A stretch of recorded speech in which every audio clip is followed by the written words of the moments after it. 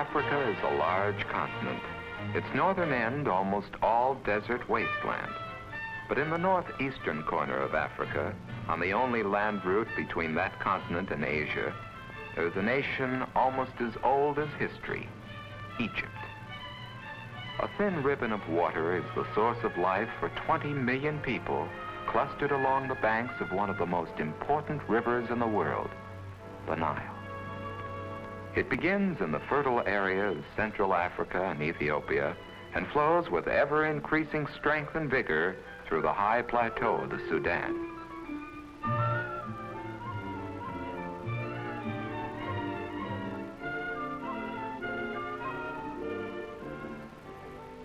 Its two main branches, the White and the Blue Nile, join at Khartoum and flow northward.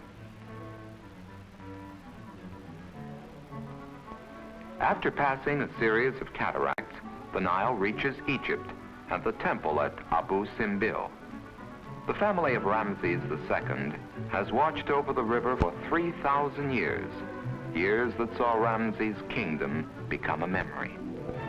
Western civilization spent its infancy in Egypt along the shores of the river. But Egypt is struggling for a new and modern life. Here at Aswan, the Nile, Egypt's only reliable source of water, is trapped in a reservoir 100 miles long. This used to be the site of the historical First Cataract, the end of river travel on the Nile, the jumping off spot to Central Africa in the south.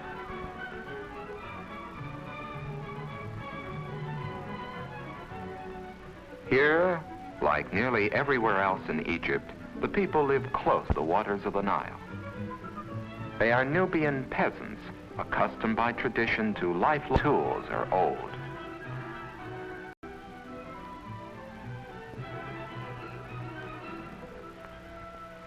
Their only wealth is the livestock that shares their mud homes.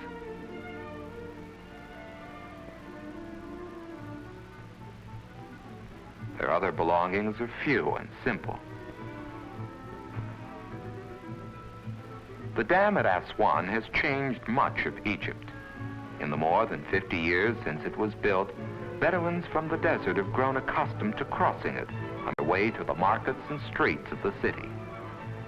As in most of the settlements of Egypt, the faces in the marketplace may have changed in the last few thousand years, but the buying and selling remain the same. Aswan has been a trading center for thousands of years. In the days of Egypt's ancient glory, Aswan was a city of the first importance. This was Egypt's frontier.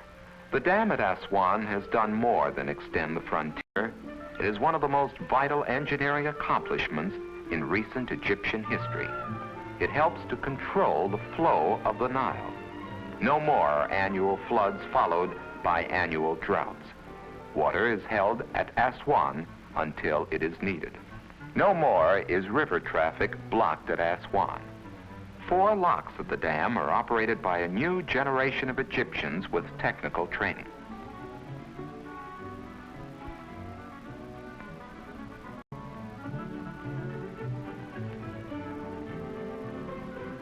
Along the broad course of the river, most of the goods of Egypt move on their way to markets.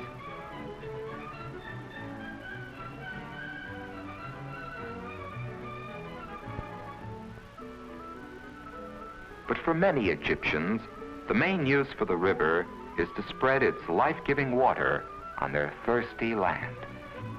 Since the dawn of history, the fellahin, the farmers of Middle Egypt, have known the back-breaking labor of moving water to arid fields. Little has changed over the centuries. Hand labor in flat, irrigated fields still produces most of Egypt's crops. Where water can be brought to the soil, the land is fertile and productive. But parts of the valley are limited by steep sandstone cliffs which confine irrigation. In some cliffs can be found the Egyptian limestone, which has been famous for centuries. Few modern tools have been adopted by the limestone workmen. Again, most of the labor is still done by hand.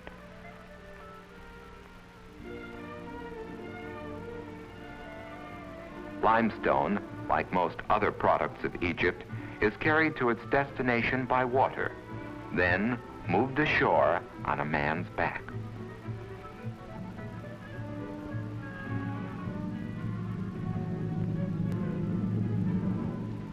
The Nile is truly the river of life in Egypt, and has been since men came to this land. In the whole length of the Middle Egyptian River Valley can be found the remains of civilizations that were dying when Rome was the center of the world. At Luxor, Thebes, and Memnon, there was a highly developed and flourishing civilization when the woodlands of Europe were thinly peopled with savage tribesmen.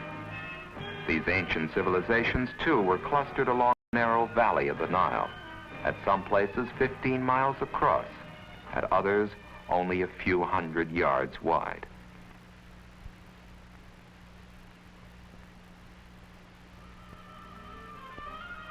Where the waters of the Nile cannot reach the earth, Egypt is a barren, trackless desert.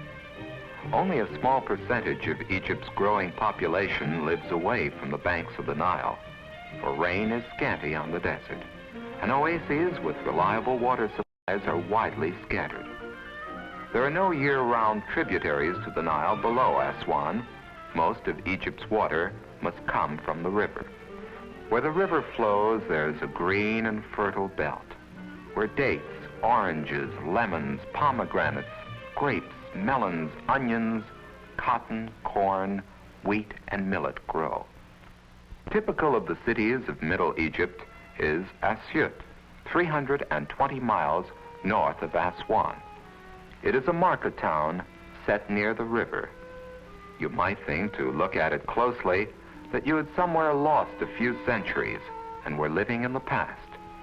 Except for a few people wearing modern clothes, you could believe that this was a city waiting for the Crusades to begin.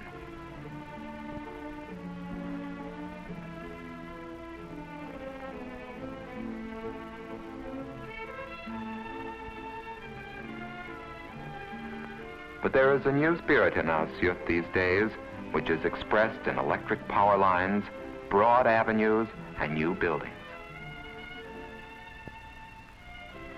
At Asyut, you can find a kind of dam called a barrage, which holds up the level of the Nile water so that nearby farmers can irrigate their fields even during the dry season.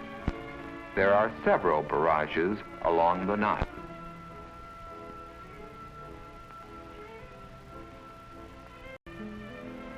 Here, the valley is broad and fertile.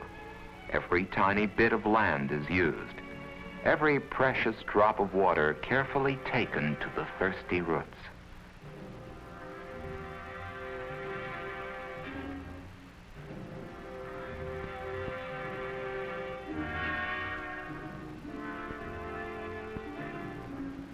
When Moses fled out of Egypt, this kind of water wheel may have been used in this same spot.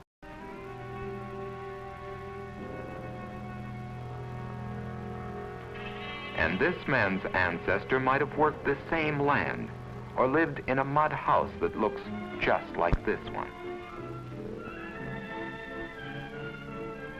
Egyptians used the Nile to transport their goods. This sugar cane could not grow without the water of the Nile, nor could it be easily moved to market. But the small sailboat brings it to a small market town, and the cane is landed by hand.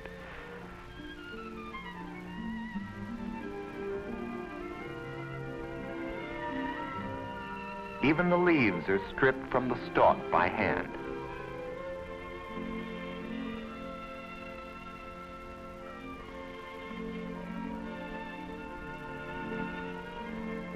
"250 miles downriver from Asyut stand the world-famous pyramids at Giza. Built as monumental tombs for Egyptian pharaohs, they have survived 50 centuries of weather and 200 generations of men.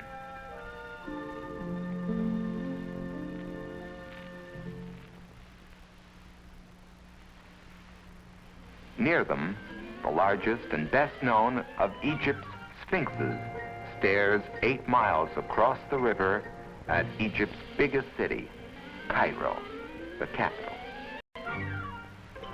Some of the people of Cairo make their living in modern cotton factories.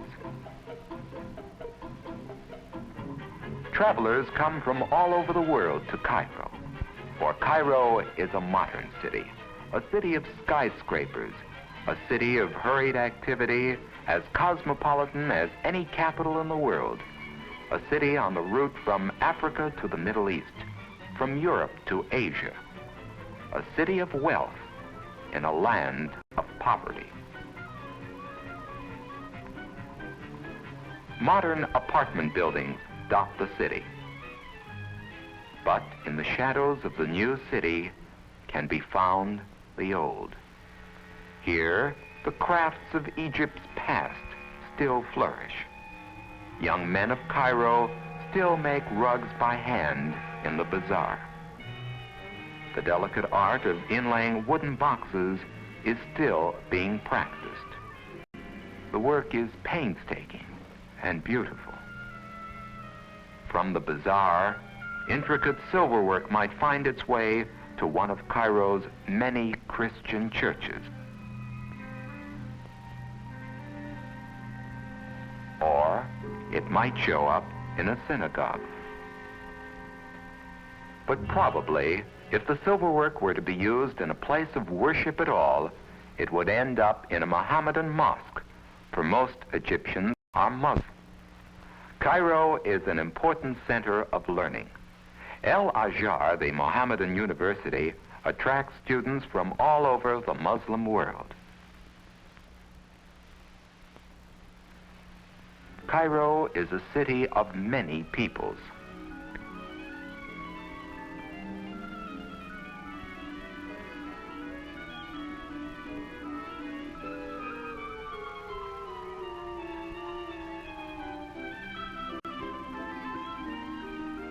And Cairo is a center of transportation. The most widely used form of travel in Egypt is by boat.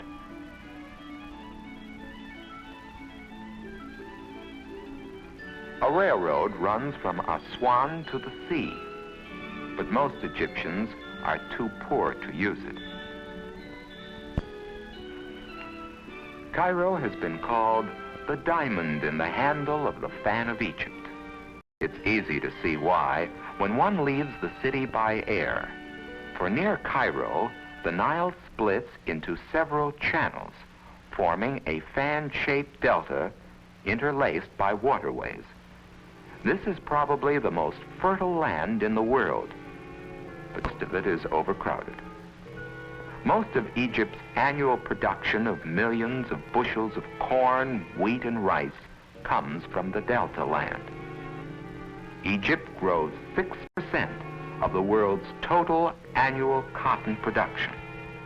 Egyptian long staple cotton, blooming here, has been valued for its soft and sturdy qualities by cloth makers all over the world.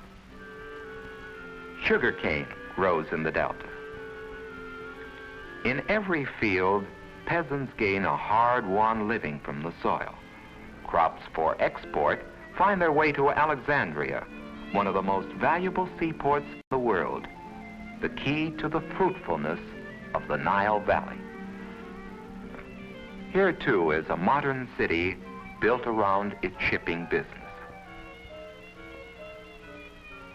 4,000 ships a year come and go from Alexandria. They carry out some of the exports of Egypt, like tobacco and rice. But the most valuable export by far is raw cotton. Cotton for the hungry looms of more industrial nations. Finally, the Nile loses itself in the sea. But Egypt does not end here, for to the east in Egypt can be found one of the most vital waterways of the world, the Suez Canal. Over 10,000 ships a year take this short water route from Europe to the Far East. In time, it will belong entirely to Egypt, which now holds only shares in the company which controls it. Modern Egypt is important in the world situation. Its exports of cotton, tobacco, and rice have a wide effect on world markets. But Egypt's most profound effect on the Western world stems from its long history, for Egypt is, indeed, the cradle of our civilization.